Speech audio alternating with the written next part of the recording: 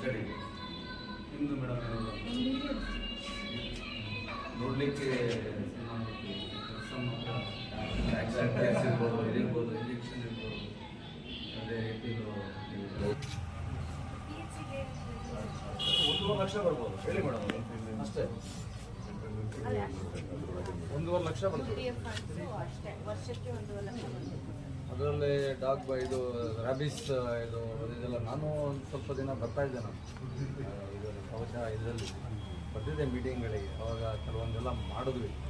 ಇವಾಗ ಅದು ಮಾಡೋಕ್ಕಾಗ್ತಿಲ್ಲ. ಈಗೆಲ್ಲ ರೇಟ್ ಎಲ್ಲ ಜಾಸ್ತಿ, ಮೆಟೀರಿಯಲ್ಸ್ ಕಾಸ್ಟ್ ಜಾಸ್ತಿ. ಭಾರಿ 1.5 ಲಕ್ಷದಲ್ಲಿ ಏನು ಮಾಡ್ಬೇಕು, ಏನು ಮಾಡ್ಲಿಕ್ಕೆ ಬರುತ್ತೆ? ಗಾರ್ಡನ್ ಮೇಂಟೈನ್ ಮಾಡ್ಲಿಕ್ಕೆ ಬರುತ್ತೆ.